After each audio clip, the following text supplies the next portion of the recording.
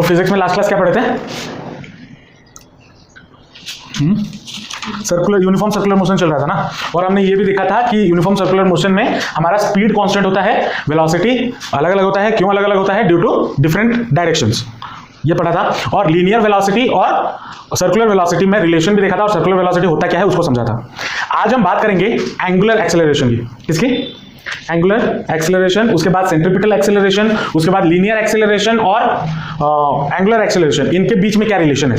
Basically ये तीन topic आज हम कवर करने वाले हैं, और उसके साथ साथ कुछ छोटे छोटे न्यूमेरिकल्स भी देखेंगे जो एग्जाम्स में पूछे जाते हैं। ठीक है, चलो एंगुलर एक्सेलरेशन।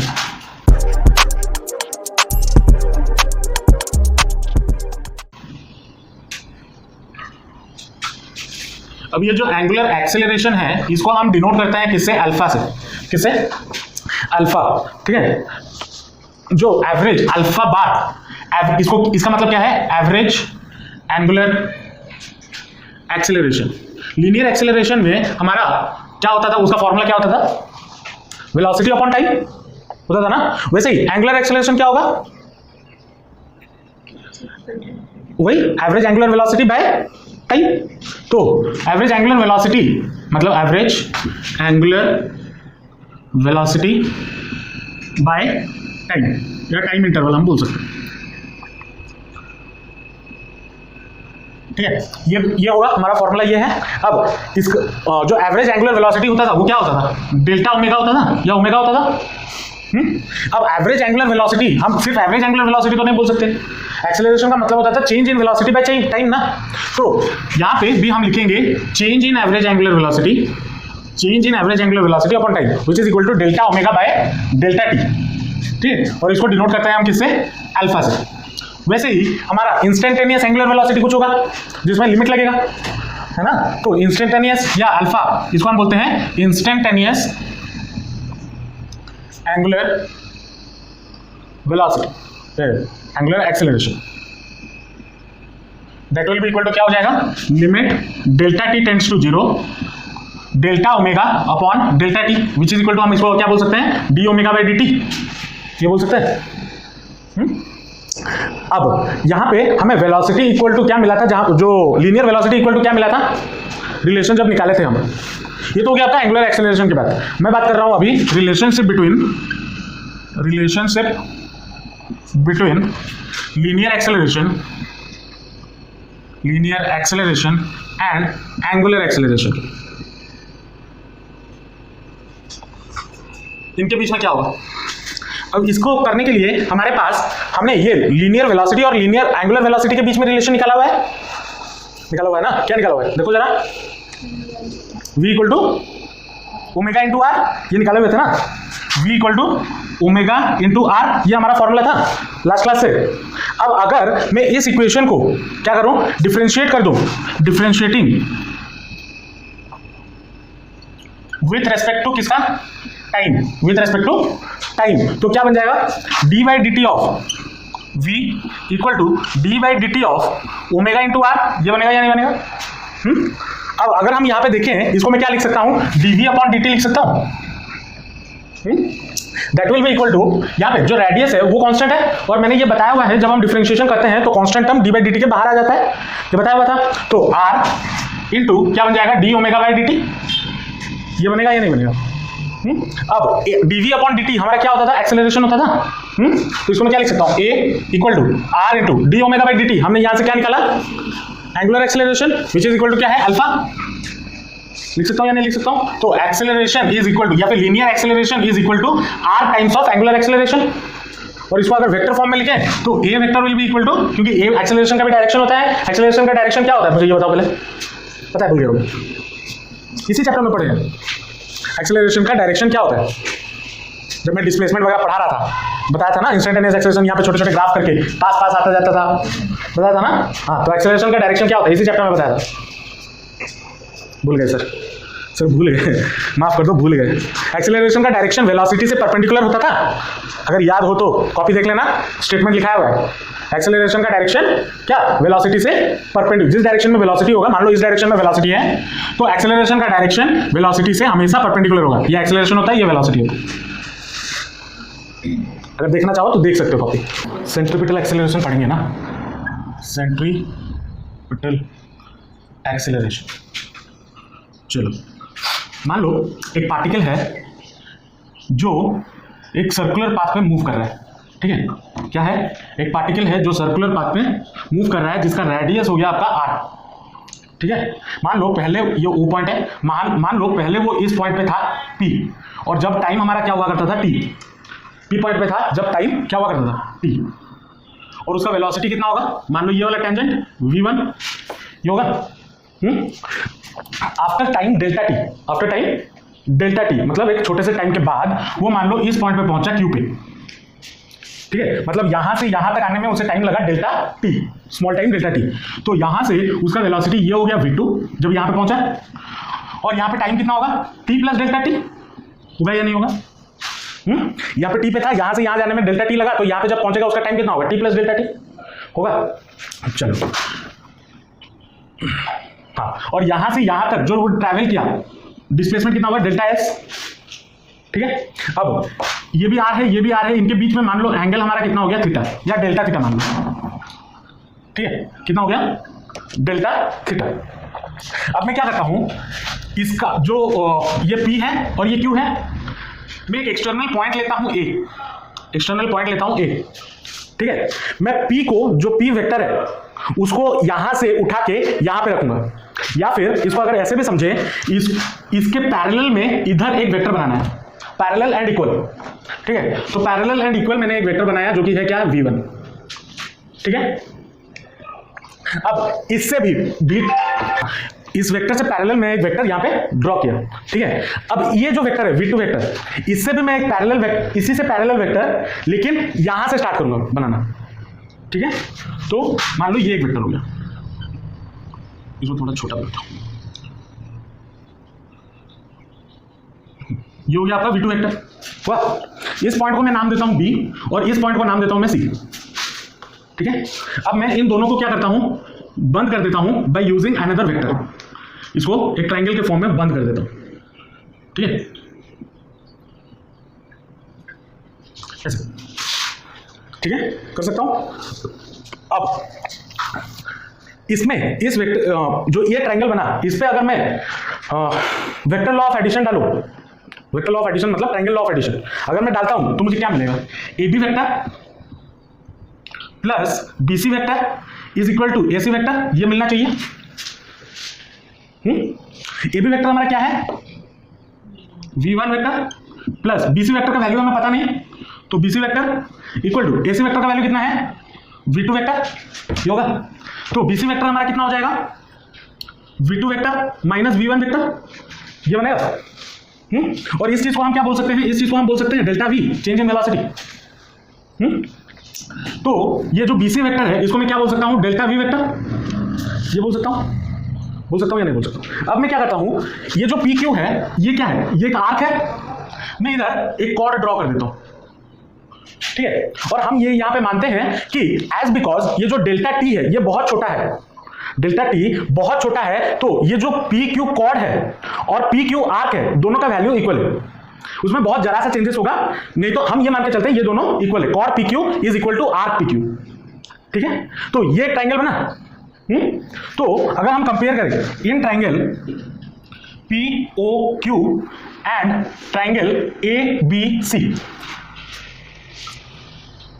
ये दोनों ट्रायंगल में, ठीक है। अब देखो ये वाला एंगल अगर डेल्टा थीटा हुआ, ये एंगल किस किस के बीच में है, रेडियस के बीच में है। अब ये अगर रेडियस के बीच में डेल्टा थीटा हुआ तो ये दो टेंजेंट के बीच में एंगल कितना होगा,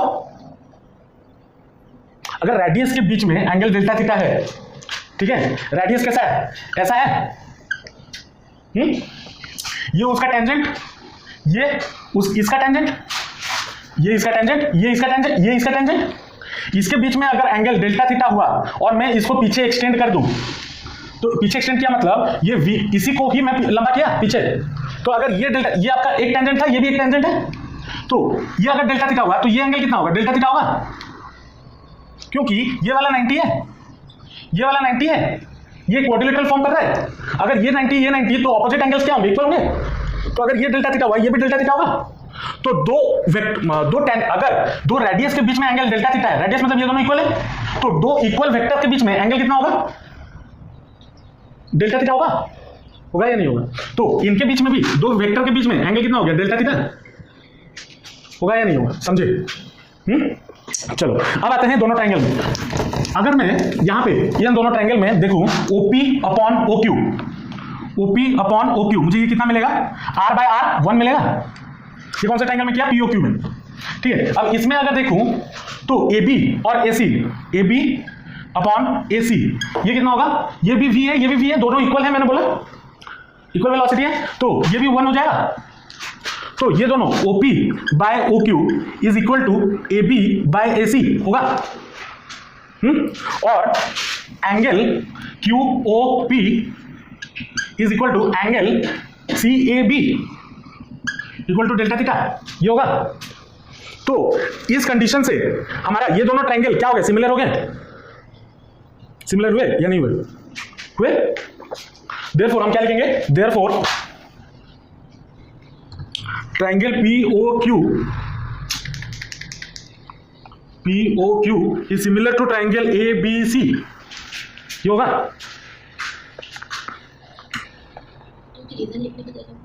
क्या रीजन? हाँ क्या क्यों हुआ सिमिलर?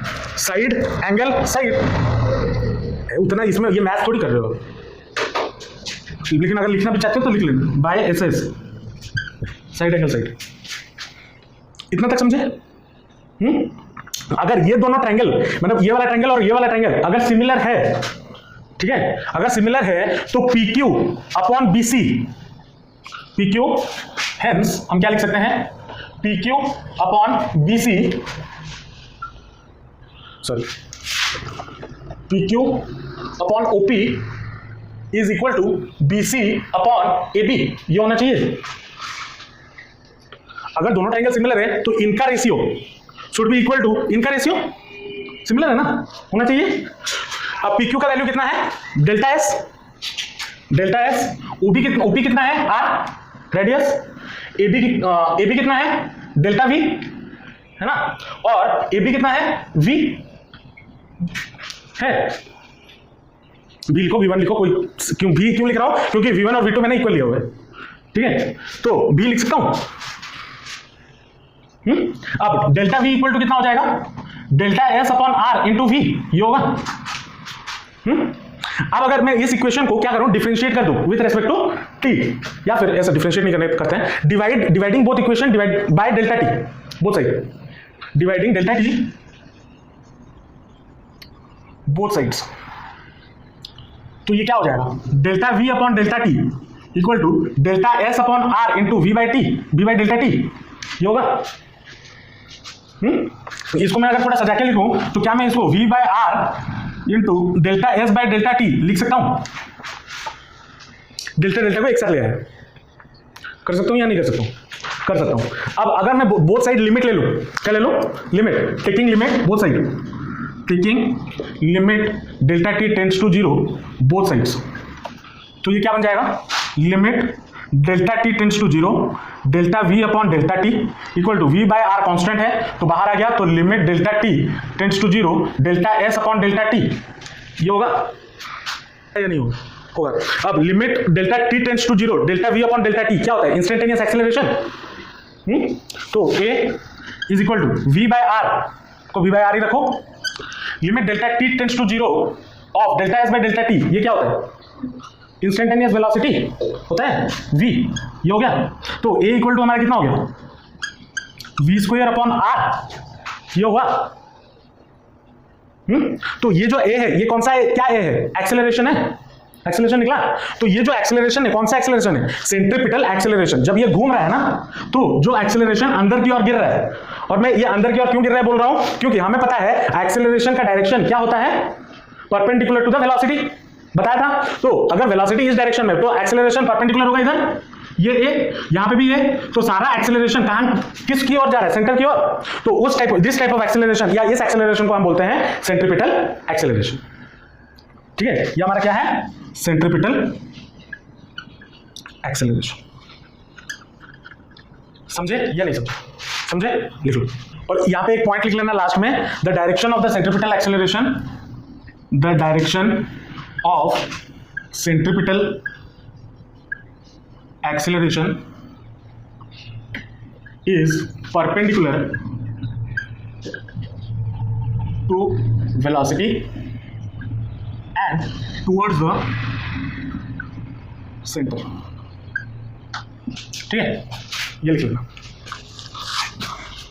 अब कुछ क्वेश्चंस करते हैं, ठीक है। क्वेश्चन में पहला क्वेश्चन क्या बोला है, which is greater the angular velocity of hour hand of a watch और angular velocity of earth around its own axis, give their ratio. ठीक है, अब angular velocity omega equal to क्या होता है,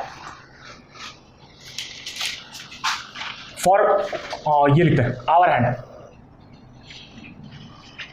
ओमेगा इक्वल टू कितना होगा, उसको ओमेगा 1 दे दो। ओमेगा इक्वल टू क्या होता है, delta theta by delta T या फिर थीटा बाय टी,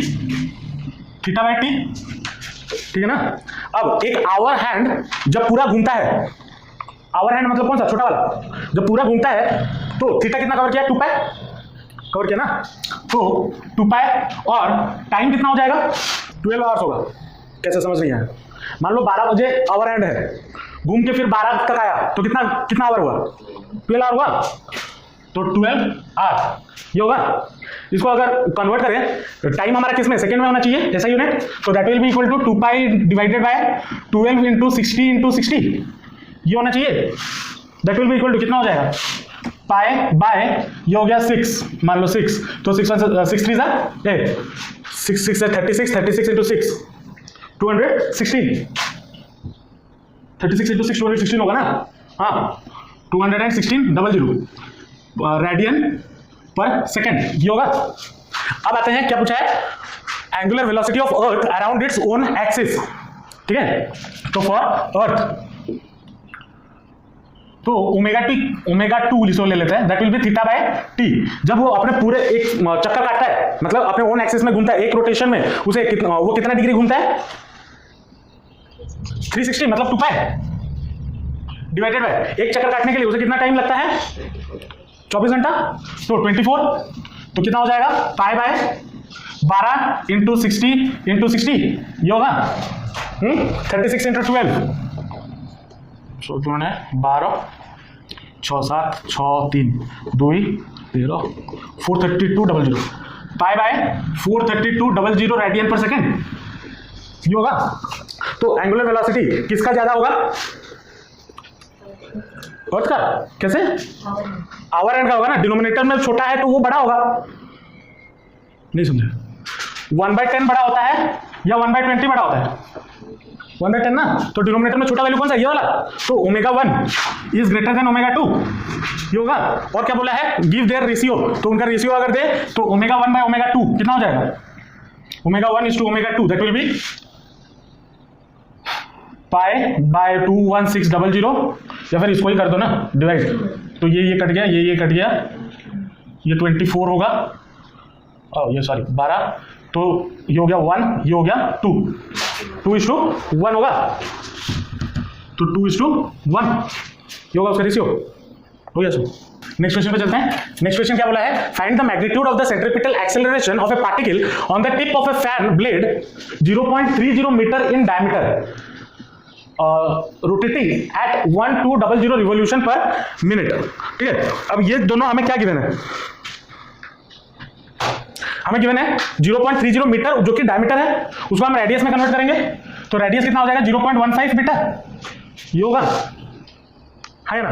और हमें क्या गिवन है, रिवॉल्यूशन पर मिनट गिवन है ना, तो वेलोसिटी हमें कितना गिवन है 1200 पर मिनट मतलब 60 सेकेंड, हमें सेकंड में रिवॉल्यूशन पर सेकंड चाहिए, सेकंड ऐसा यूनिट होता है, तो रिवॉल्यूशन पर मिनट गिवन है, तो ये हो जाएगा आरपीएस, रिवॉल्यूशन पर सेकंड।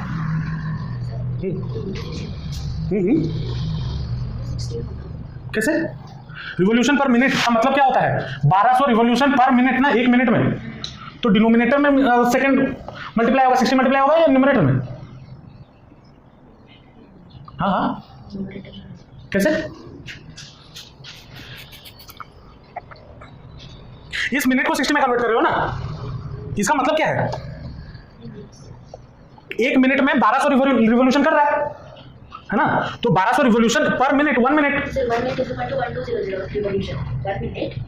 इक्वल टू थोड़ी होता है, एक मिनट में कितना रिवोल्यूशन कर रहा है, 1200 रिवोल्यूशन कर रहा है, ठीक है ना। तो 1 सेकंड में कितना करेगा, मुझे रिवोल्यूशन पर सेकंड चाहिए, कितना करेगा, 1 मिनट कितना सेकंड होता है, 60 सेकंड में 1200 रिवोल्यूशन किया, तो 1 सेकंड में कितना करेगा, तो इंटू 60 कैसे हो रहा था, भगवान देवा उठा ले। तो 1200 डिवाइडेड बाई 60 होगा, तो 0 से 0 कैंसिल, 6 से कटा तो 20, तो 20 आरपीएस रिवोल्यूशन पर सेकंड इतना हो रहा है।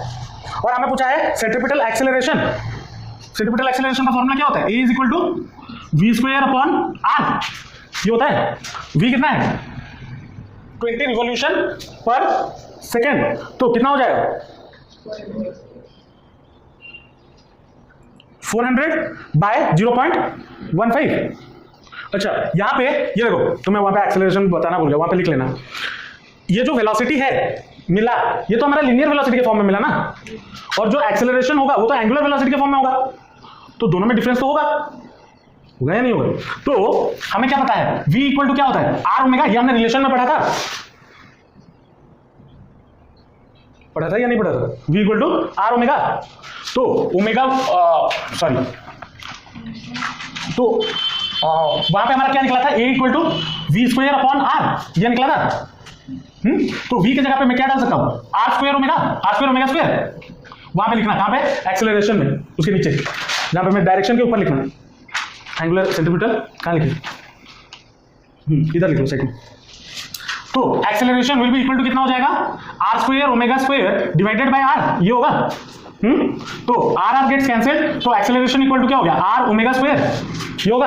ये आपका सेंट्रीपिटल एक्सेलरेशन का ये फॉर्मूला होगा, एक्चुअली मैं वहां पे बताना भूल गया, ये in terms of linear velocity है, ठीक है, ऊपर वाला। तो यहां पे एक्सेलरेशन आपका कितना हो गया, आर ओमेगा स्क्वायर, ये होगा। अब ओमेगा इक्वल टू कितना होता है,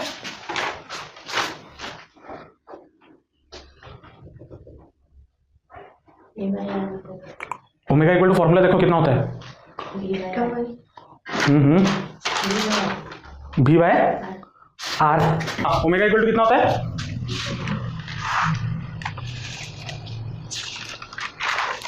थीटा बाय टी, ये होता है ना, और omega equal to theta by t होता है ना, v बाय आर कहां से बोल रहे हो तुम, वो तो तुम रिलेशनशिप बता रहे हो ना, मुझे वो नहीं चाहिए। ओमेगा इक्वल टू क्या होता है, थीटा बाय टी, ये होता है। तो यहां पे थीटा कितना हो गया, एक रिवोल्यूशन कर रहा है ना, तो 2 पाई बाय, अब यहां पे टी है टाइम। अब देखो वेलोसिटी हमें पता है v इक्वल टू 20 आरपीएस, मतलब v इक्वल टू क्या होता है 20 रिवोल्यूशन पर 1 सेकेंड, ये होगा। तो अगर मैं इस 1 सेकेंड को इधर ले लूं इक्वल टू 20 बाय v, ये होगा। 1 सेकेंड जो है वो टाइम है, टाइम है ना। तो इसको मैं अगर इधर लिख लूं, कुछ गलत किया क्या, अच्छा इसको ऐसा समझो, वेलोसिटी इक्वल टू क्या हो गया, रिवोल्यूशन पर टाइम, ये होगा। तो time will be equal to कितना, रिवोल्यूशन पर वेलोसिटी, ये होगा। इस टाइम की जगह पे अगर ये वाला चीज डालो, रिवोल्यूशन पर वेलोसिटी, तो क्या हो जाएगा 2 पाई बाय रिवोल्यूशन इनटू ऊपर वेलोसिटी आ जाएगा,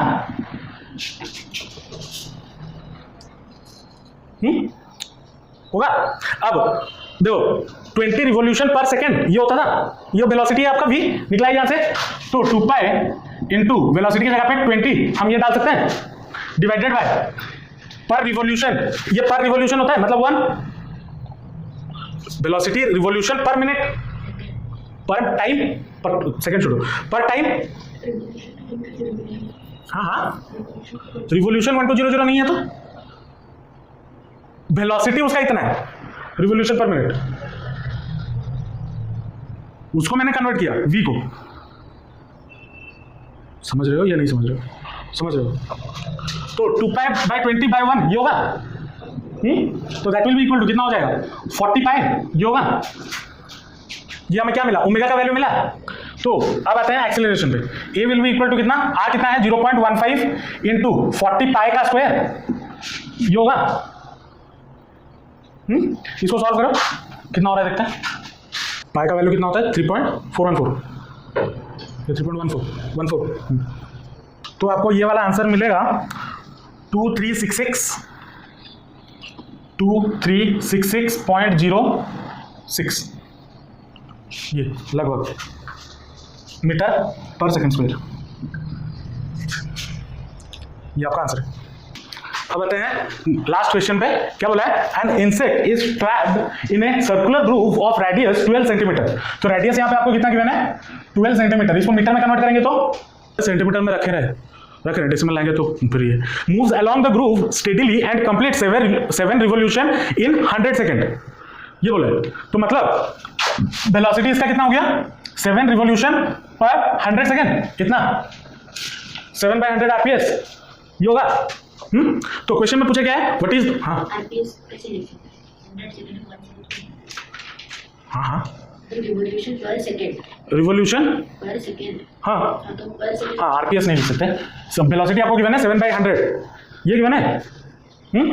तो पूछा क्या है, what is the angular speed and linear speed of the motion. Angular speed omega equal to क्या होगा 2πv, अभी वहां से निकाले, इसके पहले वाले क्वेश्चन से वही था ना। तो कितना हो जाएगा 2 इंटू पाई इंटू वेलोसिटी कितना है 7/100, पाई की जगह पे 22/7 डाल दो, तो 7 गेट्स कैंसिल, तो 44/100 विच इज इक्वल टू 0.44 ये होगा रेडियन पर सेकेंड, कितना होगा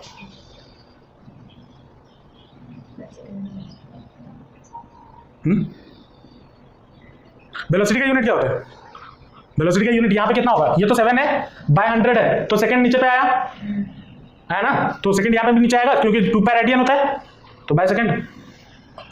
अब लीनियर, ये बिट 1 है। उसके बाद linear speed of the motion पूछा है, linear speed v equal to कितना होता है आर ओमेगा, ये फॉर्मूला भी हमने पढ़ा हुआ है।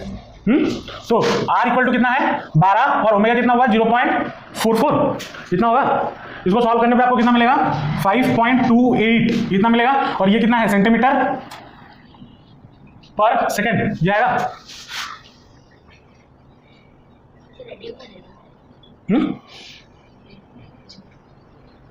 लीनियर वेलोसिटी निकाल रहे हो ना। तो उसके बाद बिट 2 में आपको क्या पूछा है, what is the magnitude of the centripetal acceleration. Centripetal acceleration क्योंकि इंसेक्ट एक सर्कुलर पाथ में घूम रहा है, उसके अंदर ट्रैप हो गया तो वो सर्कुलर पाथ में घूम रहा है, तो सेंट्रीपिटल एक्सेलरेशन उसका कितना हो जाएगा a is equal to r omega square, ये देखा था अभी, तो कितना हो जाएगा 12 इंटू ओमेगा कितना है 0.44 का स्क्वायर, ये होगा। इसको सॉल्व करने पे आपको मिलेगा 2.32 सेंटीमीटर पर सेकेंड स्क्वायर होगा। उसके बाद बिट 3 में पूछा क्या है, लीनियर डिस्प्लेसमेंट। अब यहां पे ये क्वेश्चन में बच्चे क्या लिख लेंगे, डिस्प्लेसमेंट कितना होगा, तुम लोग क्या सोचते हो, 0 सही आंसर है। कैसे 0, चक्कर लगा रहा है ना, सर्कुलर मोशन में घूम रहा है, तो लीनियर डिस्प्लेसमेंट का मतलब क्या हुआ, final point minus initial point, तो जहां से स्टार्ट किया वहां पे पहुंचा, तो डिस्प्लेसमेंट कितना हो गया, लीनियर डिस्प्लेसमेंट 0। तो therefore as insect is moving in circular path, the linear displacement is 0। हो गया, ये एनसीईआरटी का क्वेश्चन है, ठीक है, समझे, लिख लो। चलो इसी के साथ आपका ये वाला जो चैप्टर है मोशन इन ए प्लेन खत्म होता है। नेक्स्ट क्लास मतलब कल फिजिक्स है या मैथ्स है, फिजिक्स है, कल हम नया चैप्टर शुरू करेंगे लॉज ऑफ मोशन, ठीक है। चलो आज के लिए इतना रखते हैं, बाय बाय।